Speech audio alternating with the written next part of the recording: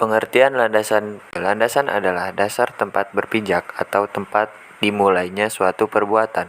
Dalam bahasa Inggris, landasan disebut dengan istilah foundation, yang dalam bahasa Indonesia menjadi fondasi.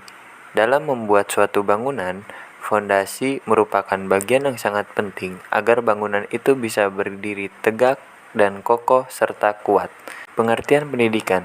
Pendidikan berasal dari kata didik. Kata ini mendapatkan awal sehingga menjadi mendidik, artinya memelihara dan memberi latihan. Dalam memelihara dan memberi latihan, diperlukan adanya ajaran, tuntunan, dan pimpinan mengenai akhlak dan kecerdasan pikiran. Pendidikan adalah proses pengubahan sikap dan tata laku seseorang atau sekelompok orang dalam usaha mendewasakan manusia melalui upaya pengajaran dan pelatihan. Pengertian pendidikan menurut para ahli diantaranya, yang pertama, menurut Ahmad Demarimba, 1998, pendidikan adalah bimbingan atau pimpinan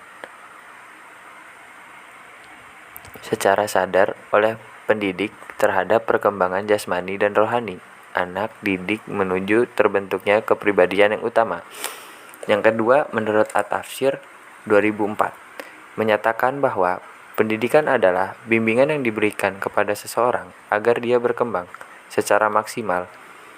Menurut John Dewey 1959, pendidikan adalah suatu proses pembaharuan makna pengalaman. Hal ini mungkin akan terjadi dalam pergaulan atau biasanya dalam pergaulan orang dewasa dengan orang muda. Mungkin pula terjadi secara sengaja dan dikembangkan untuk menghasilkan kesinambungan sosial. Fungsi landasan pendidikan. Fungsi landasan pendidikan adalah sebagai dasar pijakan atau titik tolak praktik pendidikan dan atau studi pendidikan. Jenis-jenis landasan pendidikan. 1. Landasan religius pendidikan.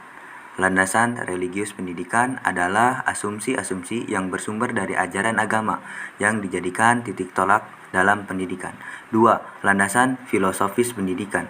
Landasan filosofis pendidikan adalah asumsi-asumsi yang bersumber dari filsafat yang menjadi titik tolak dalam pendidikan.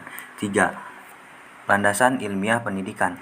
Landasan ilmiah pendidikan adalah asumsi-asumsi yang bersumber dari disiplin ilmu tertentu yang menjadi titik tolak dalam pendidikan dengan berbagai disiplin ilmu seperti psikologi, sosiologi, ekonomi, antropologi, atau sejarah. Landasan ilmiah pendidikan tersebut terbagi menjadi 10. 1. Landasan psikologis pendidikan. 2. Landasan sosiologis pendidikan. 3. Landasan antropologi pendidikan.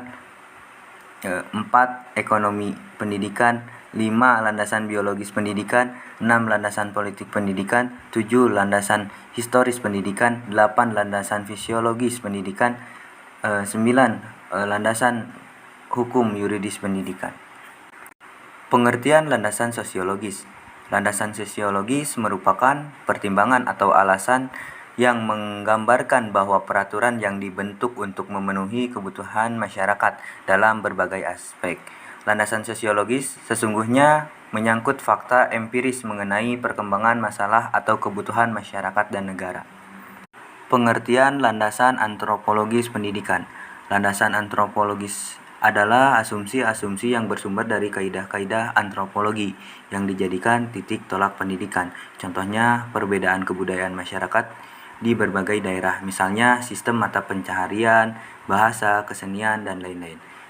Karena melalui antropologis dapat membuka diri tentang keanekaragaman budaya yang dimiliki oleh Indonesia dan menghargai kebudayaan orang lain.